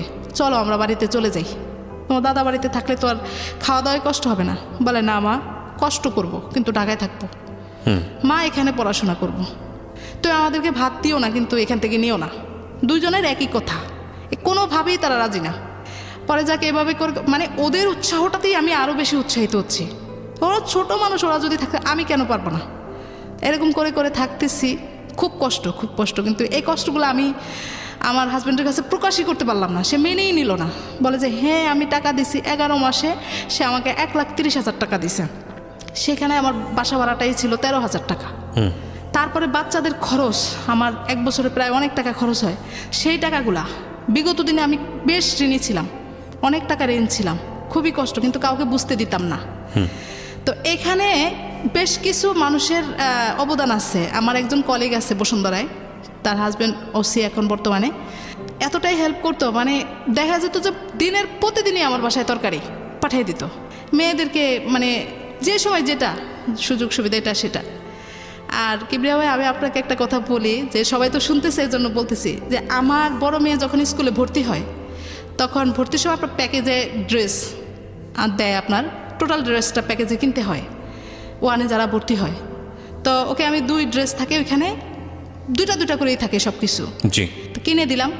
আমার মেয়ে কিন্তু জুতাটা তো এখন পরতে পারে না, জুতা আরও অনেক আগেই পা বড় হয়ে গেছে। মোজাটা কিন্তু আজও পরে, সেই 1-এর ক্লাস 1-এর মোজা এখনো পরে। বড় মেয়েকে 1-এ ভর্তি করালাম, ড্রেস দিলাম, এ পর্যন্তই শেষ। আপনার ফিতার আবার যাই বলেন, ওই ড্রেসের সাথে ছিল, ওই পর্যন্তই শেষ। ছোট মেয়েটাকে 1-এ ভর্তি করালাম, ওইখানেই শেষ। নতুন করে আর কোনো ড্রেস দিলাম না, কোনো কিছুই দিতে পারলাম না আজও পর্যন্ত। মানে ওরটা ছোট হয়, ও পরে, আর ওরটা আমি অন্য কারো কাছ থেকে, যারা ওই যে আমি নিজে তো কারো কাছে বলি না, আমার ওই ভাবির কথা আসলো বলে আমি কথাটা বললাম। সে গিয়ে বলে যে ওরকম তো পরাইতে পারতেছে না, এরকম যদি ড্রেস এরকম বাচ্চা দেখা যায় 5 থেকে 6-এ উঠে যায়, তখন আর ফ্রক পরতে পারে না। তো ওই ফ্রকগুলো এনে এনে এইভাবে করে করে আমি চলছি। গেলাম মেয়েদের নিয়ে পরীক্ষা শেষ করে, জি এরই মধ্যে ওর বাবা চলে আসবে। এখন আমার বাবার কথা হলো, ও আসলে আসুক, না আসলে তুমি ওর সাথে কোনো যোগাযোগ কোনো সম্পর্ক রাখতেই পারবা না। যদি রাখো তাহলে তুমি আমার থেকেও বঞ্চিত, আমিও তোমার কোনো দায়িত্ব গ্রহণ করব না। পড়ে গেলাম একটা মহা বিপদে। যে কথাবার্তা বলতেছি, ও আসতেছে ঢাকায় এসে আমি তো আমার বাসায় চাবি দিয়ে তো বাড়িতে চলেই গেছি, চাবি নিয়ে তালা লাগিয়ে। পরে সেদিনই সে বাড়িতে রওনা করলো। পরে রওনা করার পরে আমি এখানে একটা কাজ করলাম কি, যে আমার আব্বু খুবই রাগী। হঠাৎ করে যদি তাকে সামনে দেখে বসে, দেখা গেলো যে হুটহাট করে তাকে একটা অপমান করা শুরু করে দিল, যে টাকা পয়সা দিলে আমি করলাম, বিভিন্ন ধরনের কথা বলতে পারে। আমি আমার ভাইয়ের বাসায় চলে গেলাম, গিয়ে তাকে ফোন দিলাম যে আমি কিন্তু বাড়িতে নাই। উনি কি তখন দেশে না দেশের বাইরে? এই ঢাকা থেকে যাচ্ছে, দেশের বাহির থেকে এসে ঢাকা থেকে বাড়ি যাচ্ছে। আচ্ছা, আমি কিন্তু আমার বাবার বাড়িতে নাই, আমি আমার ভাইয়ের বাসায় আছি। আমার উদ্দেশ্যটা হলো এরকম যে ও এসে আমাদের বাড়িতে না যাক, সরাসরি আমার এখানে চলে আসুক। আব্বু যেন ওই ওই মুহূর্তের রাগটা যেন না থাকে, না ইয়ে করতে পারে। আচ্ছা। পরে বলে যে না তুমি চলে আসো, আমি যাব তোমাদের বাসায়। আর বলে যে আমরা পরে শেষ পর্যন্ত বলেই ফেললাম। আব্বু কিন্তু অনেক রাগে ক্ষোভে আছে, দেখলে কিন্তু দেখা গেল যে হুটহাট করে কিছু বলে ফেললো। এটা করা যাবে না, পরে তো মনে সবারই খারাপ লাগবে, আমারও খারাপ লাগবে। আমি এখানে আসি, ওইখানে যাওয়ার দরকার নেই। সে কি করলো, ও আমাকে বলতেছে যে মা ফোন করে বলল আমি যেন সরাসরি বাড়িতে চলে যাই, মানে তাদের বাড়িতে। ওকে, আমি বলছি ঠিক আছে, মা যেহেতু বলছে বাড়িতে চলে যাওয়ার জন্য, সুতরাং বাড়িতেই আগে যাওয়া ভালো। বাড়িতে মার সাথে দেখা করে তারপরে আমি এখানে আসি, এখানে আসো, এটা বলছি। ওকে। তো তখন কিন্তু আমার একটু খারাপও লাগছে যে মা কিন্তু বলতে পারতো যে তুমি তোমার ওদেরকে নিয়ে একসাথে, যেহেতু আমাদের বাড়ির ওদিক দিয়ে আগে আসবে, ওদেরকে নিয়ে তুমি আমাদের এদিকে চলে আসো। এরকম আমার একটা মনের মধ্যে তখন খারাপ লাগছিল আর কি। জি। তো তারপর আমি ওইটাই বলছি, তাকে এটাই বলছি যে তুমি মার সাথে দেখা করো, করে আসো। সে কি করলো, মাকে বললো যে হ্যাঁ মা ঠিক আছে, আমি বাড়িতে চলে আসতেছি, এটা বললো মাকে। আর আমি আবার রাতে আমার ভাইয়ের বাসা থেকে চলেই গেলাম। আমি বলছি যে মার সাথে যেহেতু আগে যাবে, সুতরাং আমি বাড়িতে চলেই যাই। গেলাম, সে কি করলো, সকালবেলা ঠিকই আমাদের বাড়িতে আগে চলে আসলো। এখন আমার আব্বু কিন্তু আগে থেকেই বলে রাখছে তুমি কিন্তু ওর সাথে দেখাও করবা না, কথাও বলবা না। আপনাকে বলে রাখছে? হ্যাঁ, আমাকে বলে রাখছে যে যা কিছু করার, যা কিছু বলার আমি বলবো, আমি বলার আগে তুমি ওর সাথে দেখাই করবা না। মানে আব্বু কি ভাবছে আমি জানি না, হয়তো ভাবছে যে দেখা হলে হয়তো আমি দুর্বল হয়ে যাই, বারবারই দুর্বল হয়ে যাই, দেখা না করাই ভালো। এখন আমি আমার আব্বুর কথা রাখতে গিয়ে আমি বাসায় ছিলাম, কিন্তু আমি লুকাই গেছি যে দেখা করব না। পরে যাই হোক, সে আমার আম্মাকে সালাম দিল, কিন্তু আমার আব্বুকে তখনই যদি গিয়ে সে আমার, মানে তখন তারা যেটা পরে প্রকাশ করলো আর কি, যে তোমার বাবার সাথে তো সেই কথা বললো না। আমি সরে যাওয়ার পরে সে হয়তো কষ্ট পাইছে, এটা প্রকাশ করছে পরে, যে তুমি আমার সাথে এতদিন পরে আমি আসলাম, তুমি দেখা করলে না। কিন্তু তাকে আমি বুঝাতেই পারলাম না যে আসলে এটা পরিস্থিতি সামালের জন্য আমাকে করতে হয়েছে ওই মুহূর্তটাতে। আপনার বাবা বলেছেন তাই? হ্যাঁ, বাবার জন্য। নচেত আমি কি এখানে আসলেই কি আর না আসলে যা কথা হয়তো পরে। কতদিন পরে আসলেন বিদেশ থেকে? 11 মাস পরে আসছে। 11 মাস পরে, ওকে। পরে সে কতক্ষণ অপেক্ষা করে টরে চলে গেল। এখন গিয়ে আর কোনো যোগাযোগ করবে না কেন, আমি তার সাথে দেখা করি নাই তার জন্য। এখন আমার আম্মা বলতেছে যে আমি আম্মার সাথে মন খারাপ করতেছি যে আম্মা আমি দেখা করলাম না, এটা কেমন হলো। আব্বুর ভয়ে তো আমি সামনে যেতেই পারলাম না। বলে যে চিন্তা করো না, ও দেখবা যে বিকেলে আবার চলে আসবে। প্লপেনগুলোর সাথে মেয়েদের সাথে ভালো করে কথাই বলতে পারলো না, ও চলে আসবে বিকেলে অপেক্ষা করতেছি, কিন্তু তার তো আর কোনো খবর নেই। এখন বারবার ফোন দিতেছি, সে কোনো ফোন রিসিভ করে না। মানে ওইখানে যাওয়ার পর যখন ব্যক্ত করছে, এটা আমি পরবর্তীতে শুনছি আর কি, যখন ব্যক্ত করছে তখন আমার শাশুড়ি বলছে যে, শ্বশুর শাশুড়ি বলছে যে তুমি তাদের সাথে আর কোনো যোগাযোগই রাখবে না, যেহেতু তোমার সাথে দেখা করে নাই। ওকে। পরে এরকম কয়েকদিন পরে মেয়েরা খুবই বাবাকে রিকোয়েস্ট করতেছে, বাবা তুমি আসছো, একটু দেখতে পারলাম না এখনো ভালো করে, তুমি একটু কোলে নিলা না আমাদেরকে, একটু আসো। এবারও বাবা আমাকে প্রতিদিন, আমার আব্বু আমাকে প্রতিদিনই নিষেধ করে, আমি ওর সাথে কথা বলার আগে তুমি কিন্তু ওকে দেখাই দিবা না। বাবা তখনও কথা বলেনি আপনার? না। আচ্ছা। বাবা তো তাকে ওই যে সে তো চলেই আসলো, বাবার সাথে কথা বললো না, তারপরে তো আর দেখাই করলো না। পরে আসলো একদিন, আসার পরে আমি আমার চাচার বাড়ির পাশেই তাদের ওই সামনে গিয়ে বসেছিলাম। মানে আমি এমন একটা ভাব করছি যে ও আমাকে দেখুক, দেখে ডাক দিক, তাতে করে আমি বলতে পারবো যে, আমার আব্বুকে বলতে পারবো যে আমাকে ডাকছে বলে আমি আসছি, আমি নিজের ইচ্ছা আসিনি। কিন্তু সে সেটাও করলো না করার পর এই যে চলে গেল, এখন আর সে আমার সাথে যোগাযোগ করতেছে না। এখন আমার মেয়ে এবার ক্লাস 5-এ। হ্যাঁ, আমার এখান থেকে সবাই ফোনের উপরে ফোন দেয় যে ক্লাস শুরু হয়ে গেছে, বাচ্চা 5-এ পরীক্ষা দেবে, আপনি এখনও ঢাকায় বসে আছেন, টিচাররা পর্যন্ত ফোন দেয়, বলে যে ও কেন ক্লাসে নাই এরকম। এখন মেয়েদেরকে দিয়ে বারবার ফোন করাইতেছে। ও এখন বড় মেয়েকে প্রশ্ন করছে যে বাবা কি হবে, আমাদের এই 5 কমপ্লিট করে কি হবে ভিকারুন্নেসা থেকে? আমি বাবা তোমাদেরকে নিয়ে ঢাকায় থাকতে পারবো না, এখন আমি চাকরিটাও ছেড়ে দিছি, কোনোভাবেই সম্ভব না, তোমার নানা নানু চায় না। বড় মেয়ের একটাই কথা, মা তুমি শুধু আমাকে 8 পর্যন্ত পড়াও, তারপরেরটা পরে আমি নিজেরটা নিজে পড়বো, তুমি আমাকে নিয়ে একটু কষ্ট করো, আমাকে নিয়ে তুমি ঢাকায় চলো। আমি বলি যে তোর বাবাকে বল। বাবাকে বলছে, বাবা বলে যে আমি তো ঢাকায় গিয়ে একটা মেসে থাকবো, তোমাদেরকে কোথায় রাখবো, কোথাও রাখার মতো আমার অবস্থা নেই। বলে যে তুমি আমাদেরকে নিয়ে মেসে উঠো, মেসে থাকবো, মেসের থেকে গিয়ে পড়াশোনা করবো, কোনোভাবেই কোনো কিছু না। পরে শেষ পর্যন্ত সে আমাদেরকে ছাড়াই আমাদের সাথে কোনো যোগাযোগ করলো না, ঢাকায় চলে আসলো। ঢাকায় চলে আসার পরে আমি দেখলাম যে না, তো তাকে দিয়ে তো আর কিছু হবে না, সে তো আমার এই বিষয়টাকে কোনো গুরুত্বই দিচ্ছে না। শেষ পর্যন্ত আমি ওদেরকে নিয়ে, আমার তো বাসা ছাড়ি নেই, ও জানে আমি বাসা ছেড়ে দিয়েছি। পরে আমি আবার আমার গন্তব্যে চলে আসি। তা আমার এখানে আবার কিবরিয়া ভাই একটা ঘটনা হলো, আমি একটা সমিতিতে আপনার এই বাড্ডা এলাকায় একটা জমির জন্য কিছু টাকা রাখছিলাম, 1,55,000 টাকা রাখা হয়েছিল সর্বমোট, এই একটু একটু একটু একটু করে। এখানে আমার ওই যে ভাই যে জায়গাটা বিক্রি করছে সেখানে আমার কিছু টাকা ছিল, ওই টাকাটাও এনে এখানে রাখছি। আচ্ছা। তো রাখার পরে এই টুকটাক এই মানে 500-700 মাঝে মাঝে আবার যখন কিস্তিটা আসতো তখন আম্মাকে প্রেশার দিতাম, আম্মা আমাকে কিছু টাকা দেন। বলতো যে কেন? আমি বলতাম খরচপাতির জন্য। এনে এনে ওইখানে জমাইছি। তো জমানোর পরে এই টাকাটা পরে এখন আমি আম্মাকে বলছি যে আপনারা যদি আমার খরচপাতি না দেন আমি তারপরও ঢাকা যাব, মানে আমাকে এখন আর কোনো খরচপাতি দিবে না আমার আব্বু, প্রশ্রয় দিবেন আমাকে। পরে বলতেছে যে মানে সবারই রাগ সব জায়গা থেকে, কিন্তু মাঝখান থেকে আমার অবস্থা খারাপ। পরে আমি বলতেছি যে না থাক, আপনাদের রাগ করেই বলছি, কোনো খরচপাতির দরকার নেই, আমি ঢাকায় যাব, আমি ওই টাকাটা তুলে আমার মেয়ে যেহেতু আবদার করছে আমি একটা বছর কাটাবো, যত কষ্টই হোক, ওর 5টা আমি ওইখান থেকে কমপ্লিট করে তারপরে আসবো। তাও আমি জীবনে বলতে পারবো যে আমার মেয়ের একটা সার্টিফিকেট, ও জানবে যে না আমি এই স্কুলে পড়ছিলাম, আমার একটা সার্টিফিকেট আছে, এরকম একটা চিন্তা। আচ্ছা। পরে ঢাকায় আসলাম, ঢাকায় এসে আবার শুরু করলাম ওই টাকাটা তোলার জন্য অনেক চেষ্টা করতেছি, কিন্তু দিয়ে দিচ্ছি বলে দিচ্ছে না। এই এখনও বাবার থেকে এনে এনে চলতেছি, এমনি সেমনি বলি যে খুব খারাপ অবস্থা, অসুখ এরকম বললে তখন গিয়ে টাকা দেয়। আচ্ছা। তা দিলে চলতেছি। এসে বাইরে বাইরে ঘুরতেছে।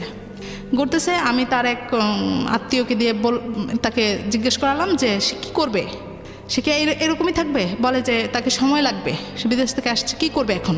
তো তখন তো ঢাকায় এসে আপনার সঙ্গে দেখা সাক্ষাৎ করতে পারতো, আসেনি? না না না আসেনি। সে তার মতো করে এসে ম্যাচে উঠে গেল, কষ্টটা আরো বেশি বেড়ে যাচ্ছে। পরে আপনার বাসায় তখন আসে না? না না, বাসায় আসে না। খরচপাতি কিছু দেয় না? না না, খরচপাতি কিছু দেও না।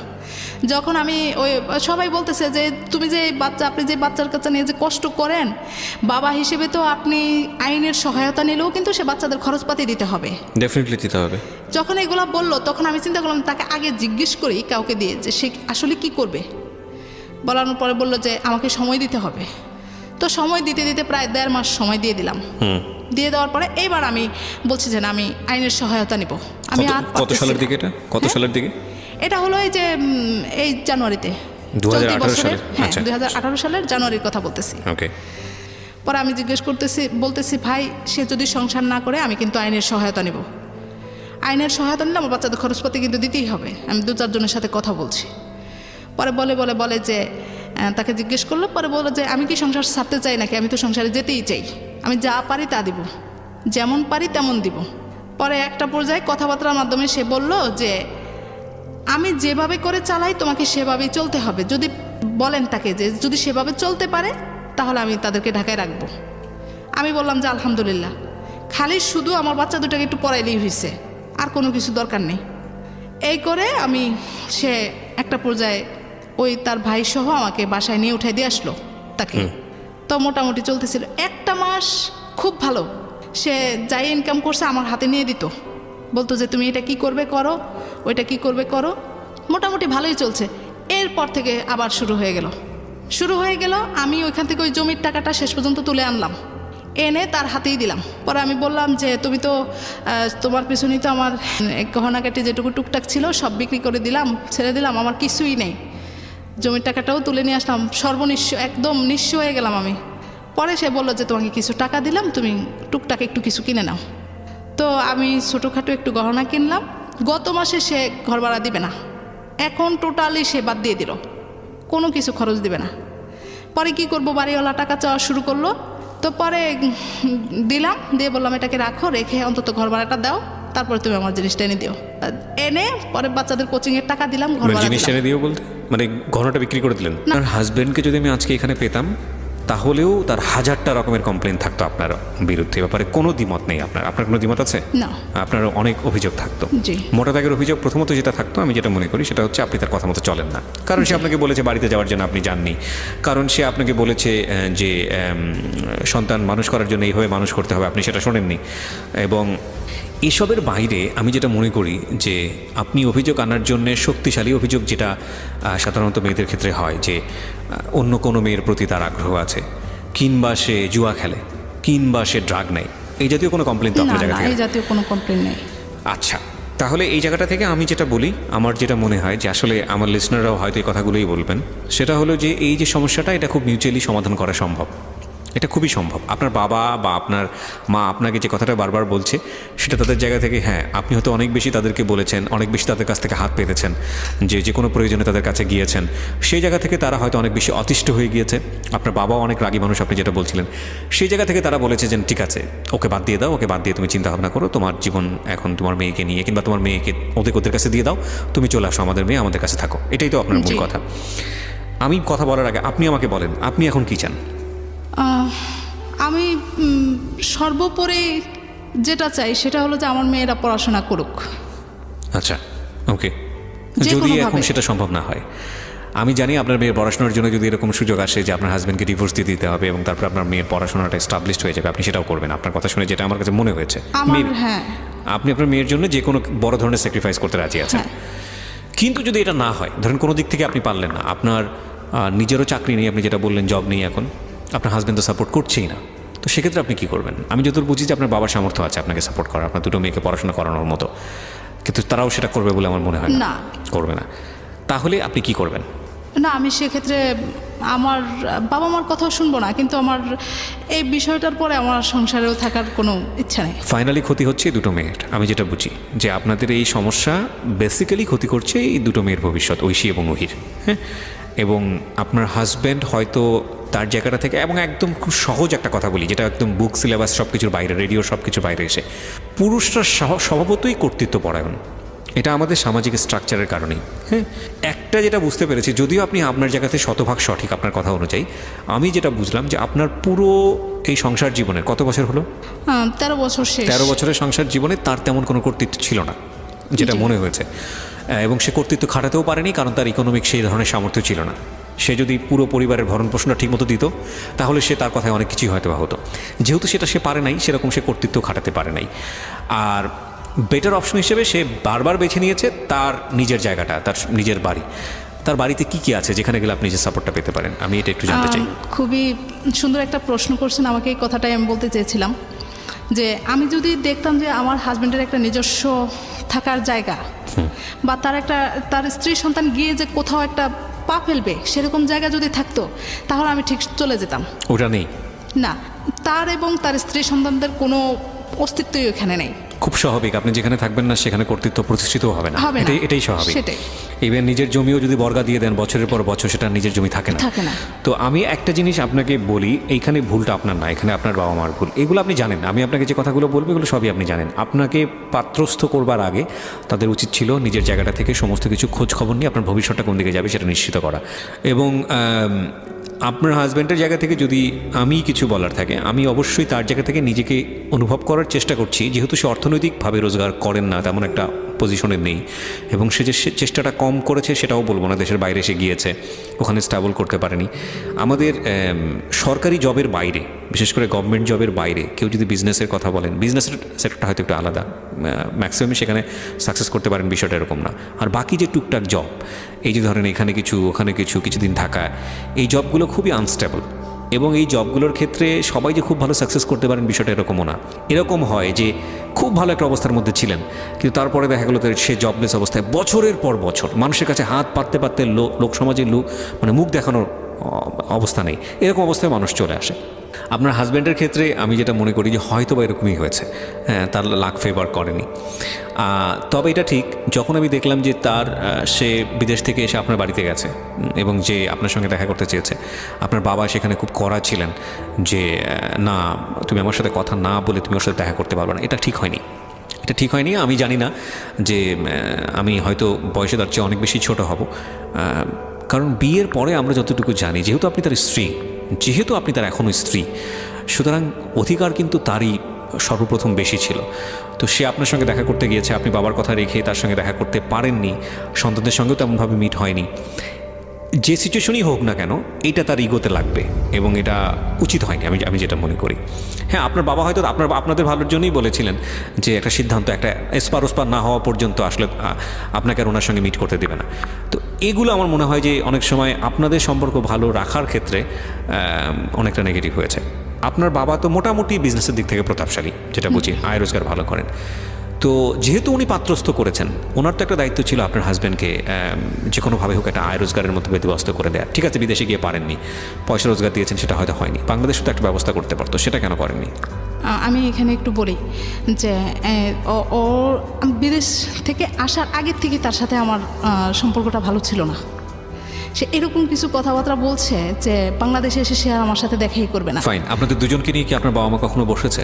না, বসেনি। না, এমনি বিভিন্ন সময়ে তাকে বুঝিয়ে শুনিয়ে দিচ্ছে, তার হাতে আমাকে তুলে দিচ্ছে। একটা হচ্ছে আপনি আপনার মতো করে গিয়ে বলতেছেন আপনার বাবা মাকে, আরেকটা হচ্ছে যে সেও তো তার মতো করে বলতেছে। কিন্তু আপনারা সামনাসামনি দুইজন বসে যদি তারা গার্জিয়ান হয়, তাহলে তো আপনাদের বলা উচিত ছিল যে ঠিক আছে, আমি সামনাসামনি বসে তোমার কমপ্লেনগুলো তুমি বলো, তোমার কমপ্লেনগুলো তুমি বলো। এটা এবছর হয় নাই, কিন্তু তার আগে হয়েছে। কবে হয়েছে এটা?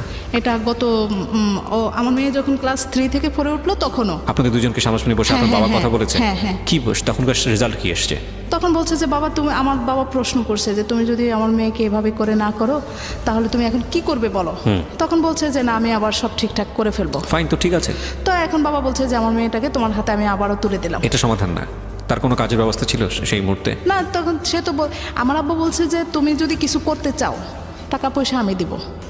সেখান থেকেই কিন্তু তার চিন্তাধারা বাহিরে যাবে। আচ্ছা, বাইরে সে ফেল করেছে, তো তাহলে কি বসে থাকবে জীবন? তাহলে আবার চেষ্টা করতে হবে। না, এখন যেটা হলো, কিছুদিন আগেও আমি তাকে আমি বলছি তার ইগোটা বেশি, সে ছোটখাটো কিছু করতে পারবে না। আচ্ছা, এই জায়গাটাই হচ্ছে হলো আমার এখন আমি যে জিনিসটা বলবো, একটা হচ্ছে আপনার পারিবারিক জায়গা থেকে চেষ্টা করা উচিত ছিল, সেটা আপনারা মনে করছেন যথেষ্ট চেষ্টা করা হয়েছে। আমি মনে করি আরও চেষ্টা করা উচিত। এখন আমি যেটা বলবো, এই ভদ্রলোক, আমি তার নামও জিজ্ঞেস করিনি, আমি পুরো অনুষ্ঠানে তার নাম প্রচারক সেটাও আমি চাই না, কারণ তার সামাজিকতার জায়গা থেকে হয়তো ইগোতে লাগবে। আমি আপনার প্রতি যথেষ্ট রেসপেক্ট রেখে বলি, সম্মান রেখে বলতে চাই, আপনার ঔরস্যজাত 2 সন্তান এবং তারা ভিকারুনেসতে পড়াশোনা করে, এটা আপনার প্রাউড করা উচিত, গর্ব করা উচিত। আপনি যে এইখানে থেকে আপনি যদি রেডিও অনুষ্ঠানটা শুনে থাকেন এবং আপনি সেটা করেছেনও, নইলে আপনি প্রথম সন্তান যখন আপনার ভিকারুনেসতে চান্স পেল তখন আপনি এতটা খুশি হতেন না। কিন্তু আপনি একটা পুরুষ মানুষ, আপনার 2টো হাত আছে, আপনার 2টো পা আছে, আপনি ঢাকা শহরে একসময় থেকেছেন, এখন থাকে নাকি? এখনও থাকেন, আপনি সঙ্গে আছেন। আপনার ইগোতে আঘাত লাগুক আমি সেটা চাই না। আমি আপনাকে রেসপেক্ট করে একটা কথা বলি, আপনি যদি শুধু নিয়ত করেন যে না, আপনি পারবেন আপনার 2টো সন্তানকে ঠিকমতো মানুষ করতে, হ্যাঁ, এবং আপনি ধর্মকর্ম করা মানুষই হয়তো বা, সেজন্যই বলছি যে সৃষ্টিকর্তা যার উপর খুশি হন তাকে তিনি কন্যা সন্তান দেন। আমাদের তো একটা হাদিসই আছে এরকম যে সৃষ্টিকর্তা যখন খুশি হন তখন বৃষ্টি দেন, যখন যে বাসায় লোকদের উপরে খুশি হন সে বাসায় তিনি মেহমান পাঠান আল্লাহ, হ্যাঁ, এবং যখন যার উপরে খুশি থাকেন তাকে তিনি কন্যা সন্তান দান করেন। এবং সেখানে বলাও আছে যে কন্যা সন্তানকে যদি আপনি সুন্দর করে মানুষ করে যদি সৎপাত্রস্থ করতে পারেন তো আপনি জান্নাতে যাবেন। তো আপনি এরকম একজন সৌভাগ্যবান মানুষ। ঠিক আছে, ধর্মকর্মের জায়গা থেকে বিষয়টা না হয় এরকম হলো, আপনি যদি র্যাশনাল জায়গা থেকেও আসেন তাহলে দেখবেন যে এই মেয়েরাই আসলে শেষ পর্যন্ত বাবা মাদের খেদমতটা বেশি করে। এটা কিন্তু আমাদের সমাজে একেবারে প্রচলিত এবং এটা স্টাবলিশড।